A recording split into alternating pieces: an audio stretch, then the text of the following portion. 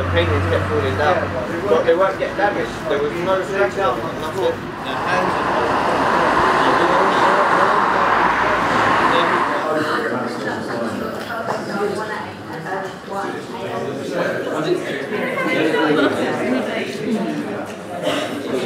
Thomas from Brighton and Hove Youth Council. Thomas, are you here? My question is, do you think that young people will still engage with politics and also Lib Dem party after they've basically chosen to lie on their pledges and all of that? Okay, I'm going to start with Cyril and we'll work on it on. Firstly, I don't think they will, because over the last few, since they've come into power actually, they've promised a lot of things, like helping young people when it comes to education, employment, and to be fair, things just seem to be getting worse at the moment, especially with tuition fees going up and a lot of people avoiding things like university and seeking employment where there's no employment. Like, it's almost like it's a dead end for a lot of young people who don't have the right guidance. Okay, thank you. And we'll hand over to you then, Mark.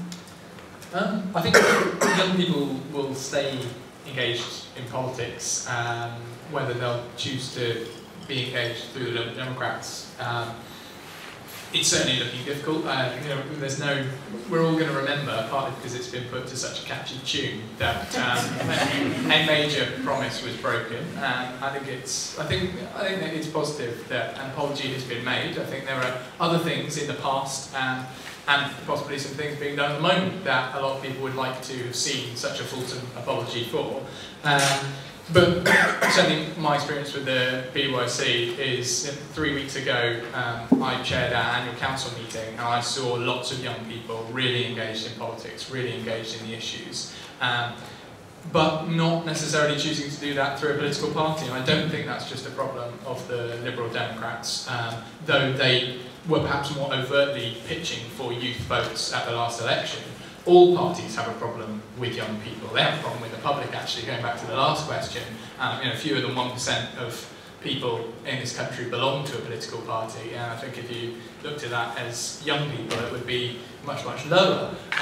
So I think all parties need to look at the way they're engaging young people, and perhaps there's something about the political process, and the party political process in particular, that's putting them off. Whether that will particularly hurt the Liberal Democrats, I think possibly, purely because of the demographics of their voters in the past, and they will, this particular public broken promise was very much one that they used to woo youth votes at the last election.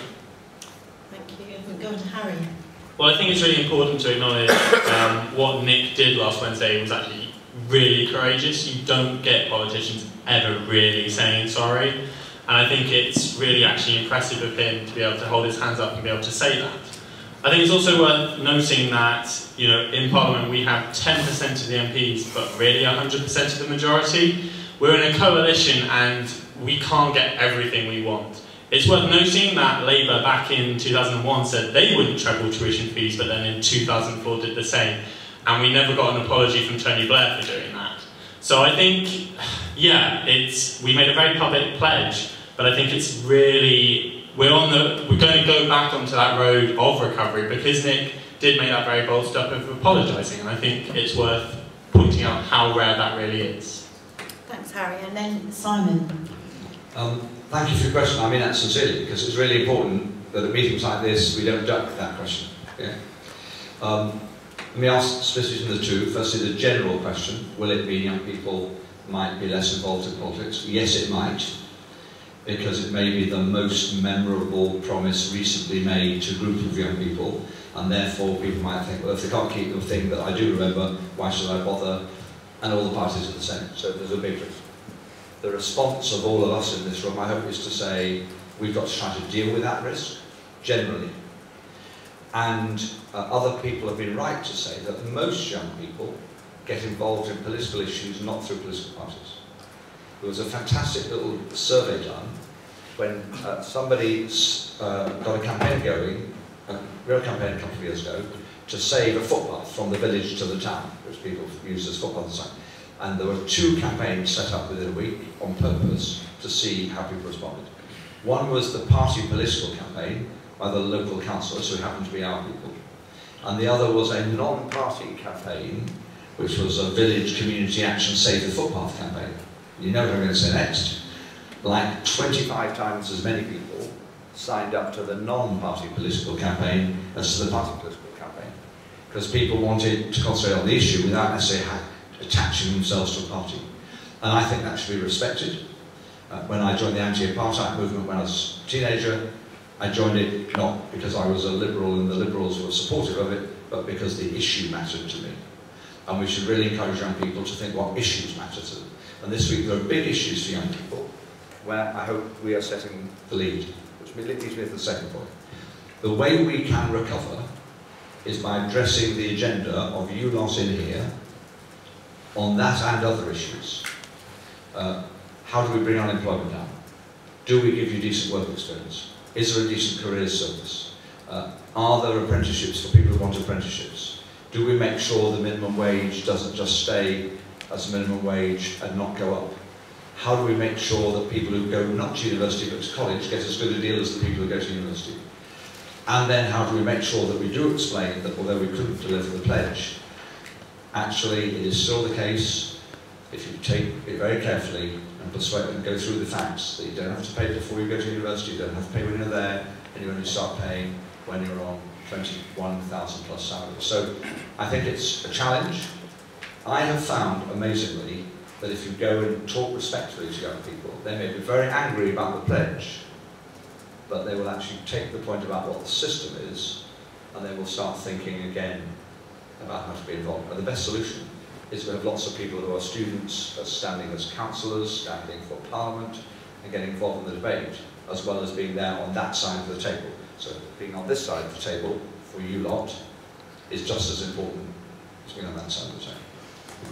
Thank you. Thanks, Simon. And finally, if I can go to Brian. Thanks very much. It was said at the beginning that it was important for you guys to be able to question people who make decisions. Well, I don't make decisions because I don't hold political office. I am a Liberal Democrat and I'm passionately a Liberal Democrat, but I don't actually make decisions. So I did feel a bit of a fraud sitting here. But it also means that I could probably say things that other people can't. I just wondered whether it might have been better to apologise for not delivering the promise rather than apologising for promising, if you know what I mean. Now, there's probably a reason why, but that needs to be explained, I think, as well. You know, it is a big issue if a politician makes a promise and then doesn't deliver it. And there are, you know, okay, so we're in coalition with the Conservatives. We've got actually 8%, I think, of the MPs in the House of Parliament, so a very small party compared with the others. And when it came to thrashing out what was going to have to go by the wayside in terms of what the Lib Dems promised if they formed a government, which is what the manifesto was, and what was going to stay, then maybe it was politically brave to say, okay, we're going to put money into things like the People Premium. So giving extra money for young people who are on free school meals so they can get extra education, because we know people from poor backgrounds find it more difficult at school. Maybe that's a better use of the money that could have been spent on abolishing tuition fees or not increasing tuition fees. Maybe it was better to take millions of people out of paying income tax altogether by increasing the threshold. I think it's in April, the threshold will go up so that 2 million people, low and medium paid workers, will not be paying income tax at all. And maybe it's better to help all poor people in that way, spending the money that way, rather than keeping tuition fees at the level they were, or even abolishing them. But the problem is the promise. The promise was made, the promise was broken. And that's the real difficulty.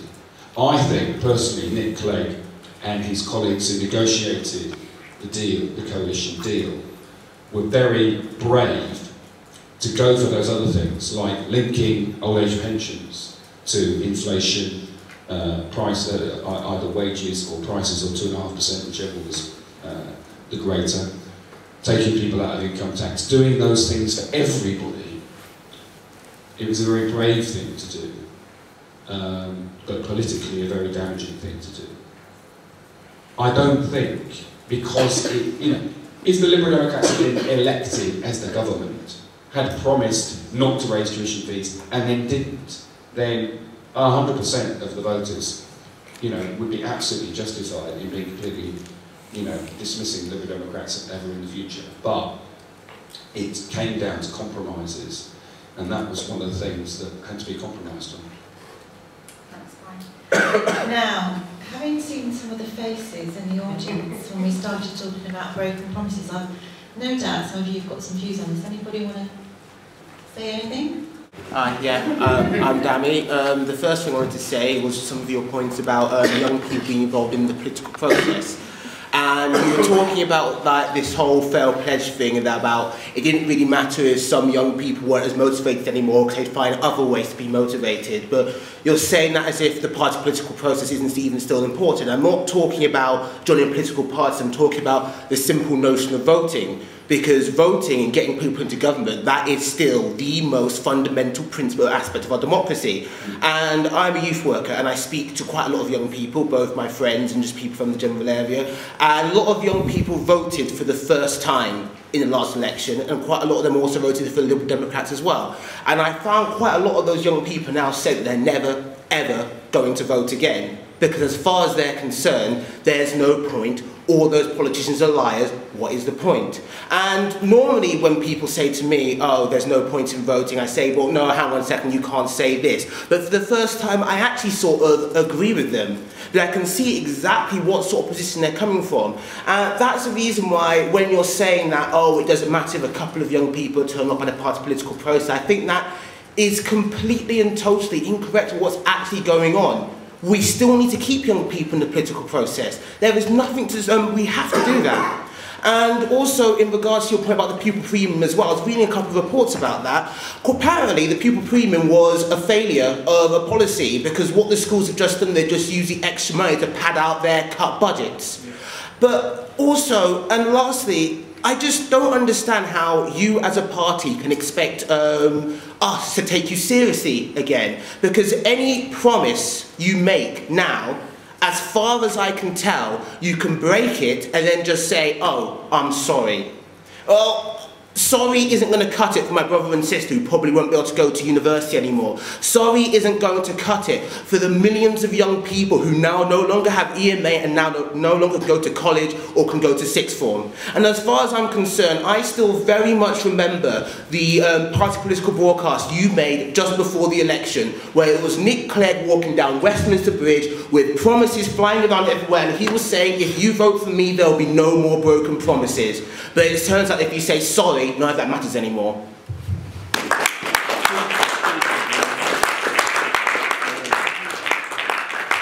Like a true youth worker there.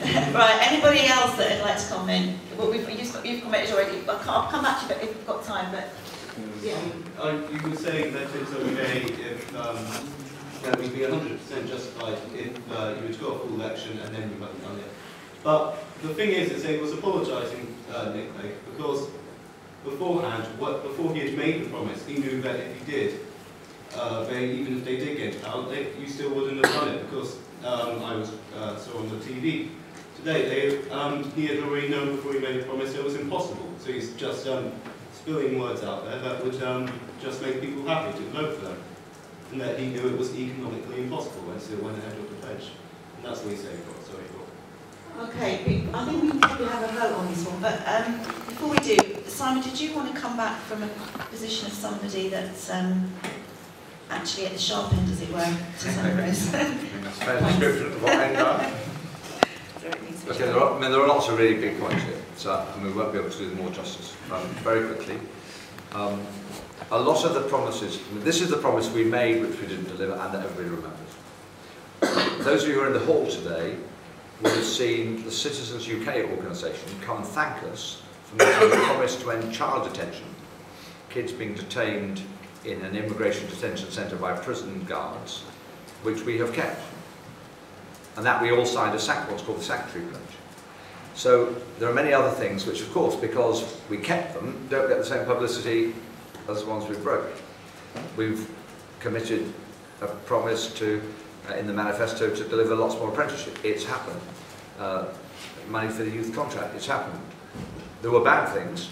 The EMA was another example. That wasn't discussed in the election, and then we found we cut it. I was really unhappy about it, and I tried to rescue it, and we rescued about a third of the money back again. But so there's a mixed balance sheet. But of course, there's the most famous example of all, which looms there in people's memory. And you're right to say that the debate then became, we shouldn't have people who go into public life and then break promises. We're fed up with broken promises, and that, of course, makes it more embarrassing.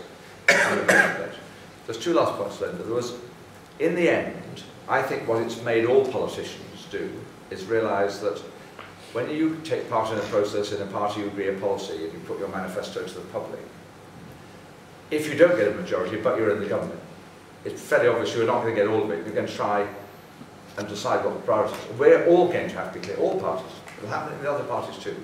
What are the things that, if we get elected to government, on our own or with other people, we won't budge on, that are bottom line? There may not be very many of them, but you will say to us, come on, which of these are you absolutely determined to deliver if you're elected?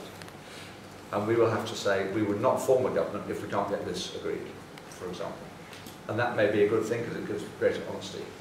And then, when people come to us and say, will you sign a promise, we will have to know that it will be a promise in future we will have to keep, whether or not it is in our party's agreed position if we're a government. It's easy to make a promise if you then don't get into the government, if you're in the opposition, because you can vote for anything without it being part of the decision-making process. So I think that will have forced us to face that theology.